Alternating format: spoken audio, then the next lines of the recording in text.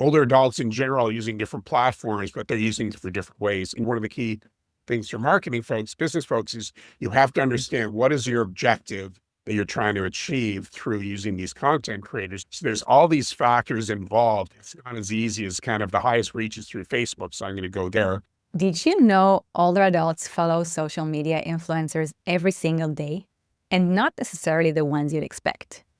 In this episode of the Age Tech Podcast, I'm joined by Jeff Weiss from Age of Majority to explore insights from their brand new report about unlocking the power of social media influencers to reach and engage older adults. This is a follow-up conversation to a live webinar we had with Jeff a few months ago, where we dug into how to market to older adults. So if you missed it, you can catch the replay right here.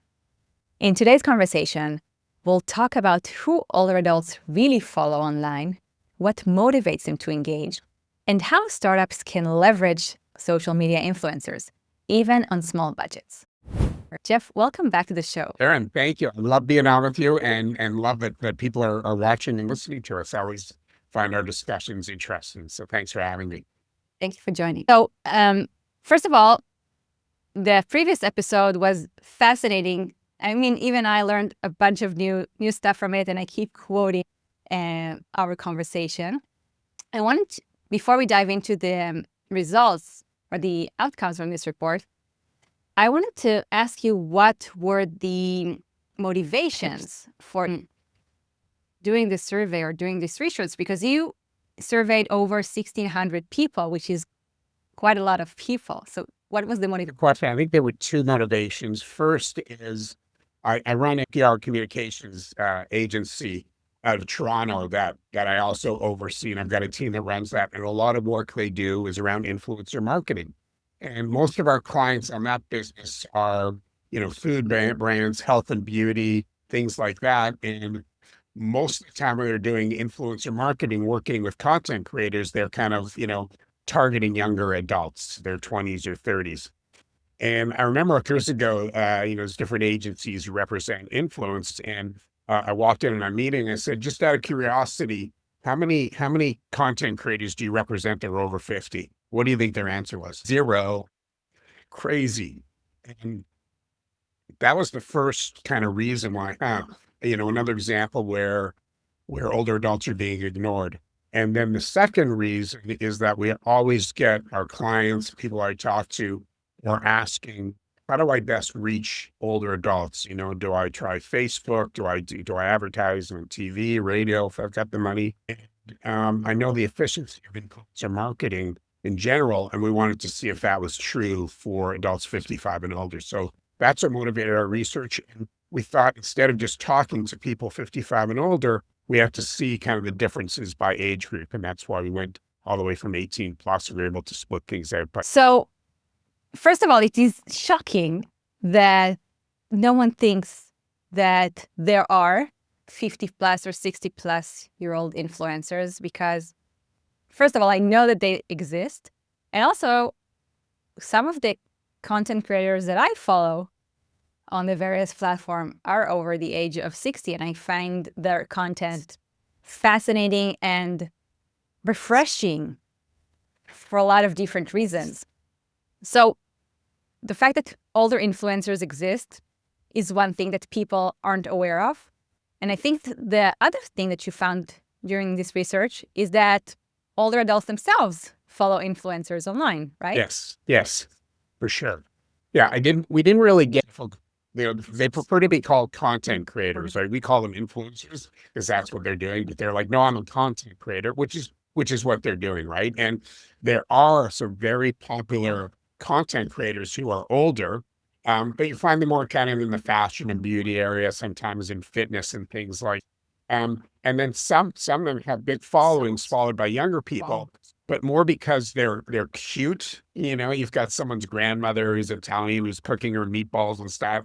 But then you've got a lot of other ones where we'll call it more serious content, and those are the ones where there's a real big opportunity, bunch out there. But for us, it was like our older adults even following influencers, because we weren't sure. We've done some research in the past.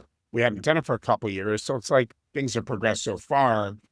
are older adults following influencers, and who are they following? What ages are they following? We got some interesting there. And then what are they kind of doing with that Asian? And it was fascinating, kind of surprised us in many ways. But So how do older adults define it? I mean, they don't necessarily think that they are following influencers. What do they call these people? yeah, because influence is more marketing speak. So we call them influencers. So I can't remember exactly how we phrased the question, but it was about people who you follow who you don't know. They could be celebrities or experts in certain areas, because that's how individuals would think of them. So that's kind of how we defined it, instead of are you following influencers? And yeah, people don't really look at it that way. And did you go into their motivations for following people they don't know? Yes, Ed. Just looking at some of our numbers. The motivations are in terms of, what areas they're looking at, which we thought was interesting. And, news, current events was number one. Food and beverage, number two, interesting, because people are interested in entertainment, travel, and kind of medicine. Those I'm talking about specifically for older adults. Those are the areas. And then the reasons why, or the factors why they were following these. The first one, this is different by age group, but relevant content. There is content relevant to them. Why bother? They have to be relatable. So someone has to be, it's like, I can relate to this person, what they're saying, what they're talking about, the content they're creating. And then their character. They don't want to follow people that, maybe don't have the same values as an example as they do, right? They want to follow people with character. So those are the kind of some of the key motivators or factors in terms of who they're following and why they're following them. What percentage of the people that they were following are like people that they discovered through traditional media versus people that just came on their timeline? I want to follow this I don't know person. the answer to that specific question. I think we asked that, but um, um, how are they hearing, or how did they hear about these content creators, or where did they find? And recommendations from friends and family, which is pretty similar across kind of all age groups. And then people search for experts. And people, older adults, it's like they're interested in something. They're going online, like who's an expert in this, whatever this area might be. And then content that friends tag them in. So, people tend to hang out with people who have similar interests and things like that. And it's like, hey, my friend Keren might be interested in this. I'll tag Keren, and boom, I'll lock that. It's like, yeah, I've got to follow this person who's a content creator, is influencing. That is fascinating.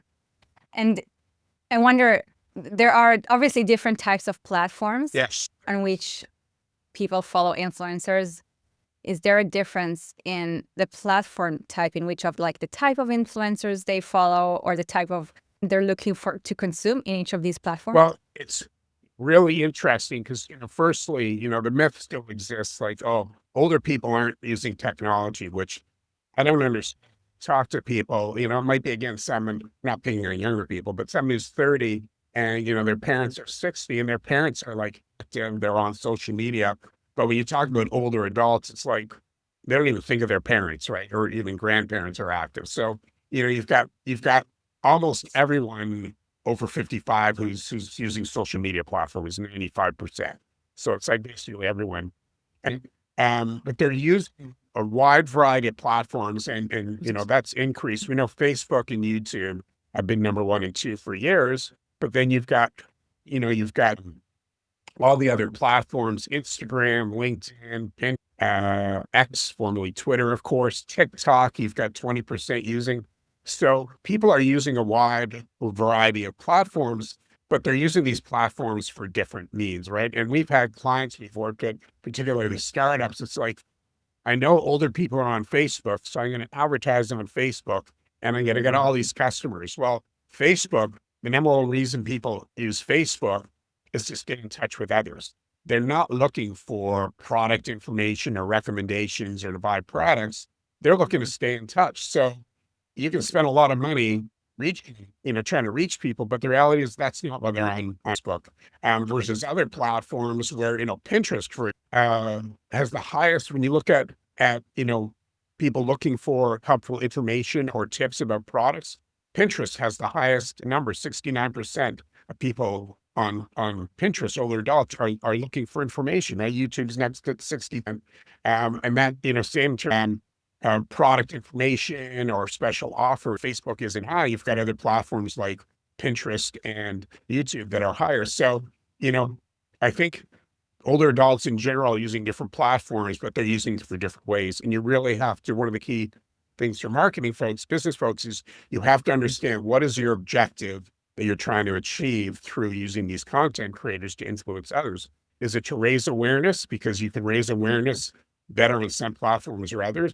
Are you trying to change opinions? Or are you trying to drive product sales? So there's all these factors involved. It's not as easy as kind of the highest reaches through Facebook. So I'm going to it might be even more cost. So there's all these different variables that come into play, which makes it tricky to kind of figure out what to do. But if you can figure it out, then it can be really effective in terms of reaching the. Absolutely. I read somewhere that in this day and age, a brand has to have like 11 touch point consumer before they make a purchase. So how many of those touch points today could be influenced by these influencers, or how many of them are like touch points with the brand itself? Oh, that's a good question. And I really think it depends on the brand and kind of how they're activating, and the type of content they're creating. When I talked about why, people are following others, unless the content is relevant to them and relatable, people aren't going to follow it. So if a brand is trying to get their branded message across, and that's what, the content is around, it's not going to work, right? So there's this fine line in working with content creators, and we do it, every day, where ultimately you have to let them run with kind of their brand and the type of content they create. But the key is kind of weaving in the brand messages so that's authentic and real and relatable to people. So, people are on social media every day. They're on these platforms every day. And, if the content is relatable, then they're going to be seeing that content on a regular basis, right? So out of those 11 touch points, I don't know how many are going to be through content creators. That actually leads me to my next question. I think one of the areas age tech startups struggle with sometimes due to budget constraints is marketing. And I think there's a real opportunity for startups to work with micro influencers. So people who don't have millions of followers, so it doesn't cost millions of dollars to work with them, but they still have a decent following and it's highly targeted. So what's your advice for startups who want to leverage this channel for That's a marketing? really great question. There are different, I don't get into this in the report, but there are different types of influencers, from kind of the nano, the micro, the macro to celebrity. So if you want to work with Taylor Swift as an example, not a good example for the older demographic, but it's going to cost you millions of dollars, right? And you're going to get high awareness, but again, it's about what your objective is, because generally the smaller the following that a content creator has, the higher engagement they're going to have. And, you might have, I don't know what average engagement rates are across the influence world. It's maybe 2.5%, 3%. If you're working with a smaller influencer, it could be 8, 10% engagement, right? Which can mean different things. So for startups, who don't have a lot of money, and basically what I tell them from an overall marketing point of view is the narrower you can be in your approach to test things out, because it's all about, test things out, works, put more money behind it and expand it. It's not working, move on to something else. So for someone starting out, I would ideally kind of, if you can pick a geographic area, great. If not, though, then pick influencers who have, it could be 10,000, 20,000 followers, whatever, who have really high engagement rates, and make sure that the people that they're reaching are really your core target group. And there are kind of applications out there now where you can really dive into who's following these different influencers, and you can do other research to get to that. So, kind of throw some money. It doesn't have to be a lot of money. It could be, there's different pieces when it comes to working with content creators, but you might pay them $1,000, $2,000 to create, a few different segments and put that out there and see how it works. And if it works, then great, expand. If it's not working with them, try other influencers. But you do not have to have big budgets to kind of get going on this to see how effective it can be. That's amazing that you can run a small targeted experiment with a small budget of only $1,000, give or take. to work with smaller influencers. And what would you recommend to startups who like want to go down that path, but they're not quite sure, like they don't even know where to find the right influencers for them? Well, ideally, to work with a company like ours to find them, right, from my point of view.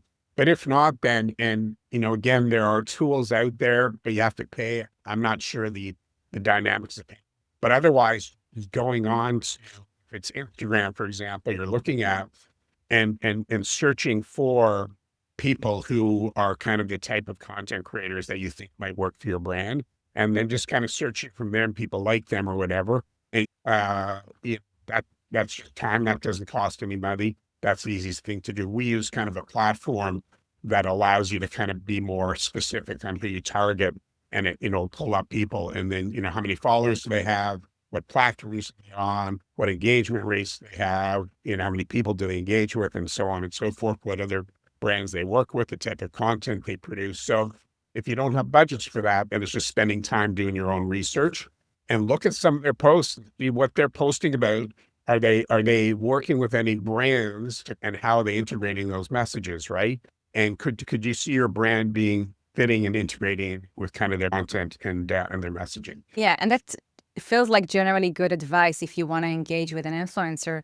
You do want to follow them for a while to see that their brand and your brand are aligned, because you definitely don't want to have someone feature your product or company in a way that might embarrass Yeah, you and or do damage to your and most brand. of the content creators they're very particular about, they're not just going to work with anyone to say, throw some money at me. If they don't think the fit is there, or if the values aren't there, for example, they're not going to work with you. So, once you think, hey, these people, this individual might be a good fit, and then you reach out to them and you have the discussion, right? Kind of what might work, what it's going to cost, the timing, making sure that the content they're creating is going to work for you versus, hey, create something, we'll take whatever you get.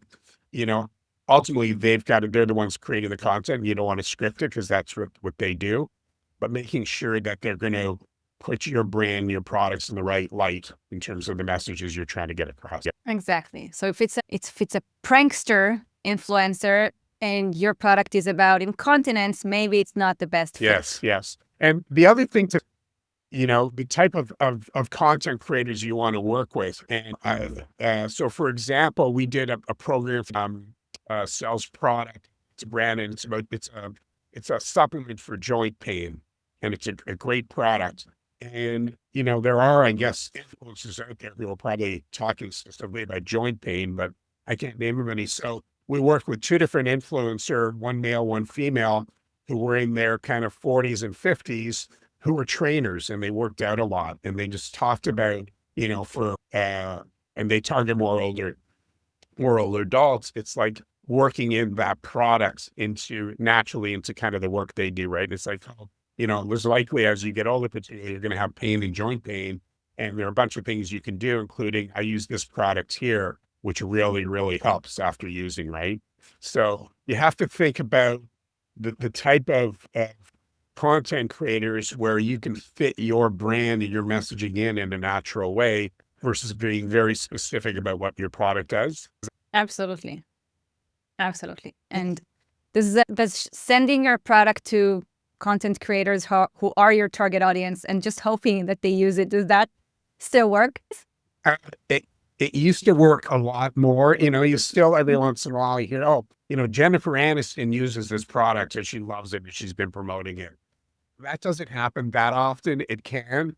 There's no harm in doing that. But again, for these content creators, and there's millions of them, it's a huge kind of segment now. I can't remember how many millions there are around the globe. And a lot of them this is how they make their income. So you can send them product and it's like, thanks very much. But are they going to write about it and do content? Maybe not, right? Part of it depends on what your product is and how valuable it is. If you've got something that's worth, a few $1,000s or whatever, you might be able to convince them to create content because you're giving it to them for free. But again, how people make their livelihood. So they're going to look for some type of compensation in some form or fashion. Absolutely. But if anyone watching wants to send me a Tesla, I'm happy You sure you want to to make a Tesla? Are video you about sure you want that. a Tesla now? No, not at all. Just It's- I don't have anywhere to charge it. yeah. That's like the main One of the reason. things we kind of touched on a little bit, one of the fascinating things that we found, I don't know, it's much of a surprise, is we asked, again, these are adults 18 plus, we asked everyone, what do they think the average age was of the influencers that they follow? And it really, there's a real high correlation between the age of the person who's following someone versus and the age of the influencer. So with people 55 and older, the number here, 52% of people 55 and older are following content creators who are 51 and older, right? So people tend to follow people who are similar in their age group. It doesn't mean that older individuals don't follow younger ones and vice versa, but you tend to follow people more in your age group. And again, because that's relatability, and they're likely talking about and creating content that's more interesting to you because they're dealing with some of the same things that you're doing, right? Absolutely. You have to, you want people to be relatable. I think that's probably the number one thing that makes people follow someone versus unfollow someone. Yes, absolutely. Absolutely. I have to say a little aside, my wife, who is getting close to 70, she's not here, I can say that. She's older than, she's very much into her health and wellness. And every day or second day, there's a package being delivered for some new supplement or product that she's seen or heard about, largely a content creator who she's following. It's like these products that we have, it's great. And, a great example where, an older adult who's being totally influenced more by that than anything else. And for her, it's working. She's buying these products, and when she tries them, if they work, boom. And some of them are that cheap. Just interesting how it can just, and I tell we talk to our friends and they get together. Have you tried this? Have you tried that? And it's like, I have to try to quickly change the subject. I don't have a big enough revenue stream pay for all of her things. Would you say that this is more effective than traditional, like advertising on newspapers and on TV these days? Absolutely, because you think about most paid advertising and it's kind of the brand or the company giving their messages to you, right? Versus hearing it from somebody you can relate to. I thought to a brand or company the way that I can relate to an individual. And there's a whole trustworthiness factor as well, right? And trust has come down a lot, whether it's, traditional news, government, things like that, which is a whole different topic area. So people are more likely to believe and kind of find credible someone who's seen as an expert in this area. So yeah, definitely trustworthy versus more traditional. Absolutely. So that was actually my last question. Is there anything else that you would like to add that we didn't talk about? Any call to action to our audience who want to go down this route, but they're not sure where to start? Well, the first thing I would do is kind of read the report that we did, because it's kind of highlights the things. And again, you can't make these blanket statements because people are, as I mentioned before, the key thing to note is that people are on different social media platforms for different reasons, and they're content creators for different reasons. So you can't just kind of blanket statement everything. You have to look at everything individual, trying to understand what your objectives are. Again, raising awareness versus actually driving products, and kind of what your expectations are. And then your budget you're trying to reach. So there's all these different factors that come into. So it's really kind of, taking a step back and doing that research first. And then once you're able to narrow things down, then you get into the fun part. Okay, who are potential content creators we work with, right? Then there's a whole process for working through that as well. But rather than just jumping in because, my sister is, following this person, it looks great, let's just work with them. No, there's too many factors that are more specific to older adults as well. So kind of start from the top and kind of narrow things down.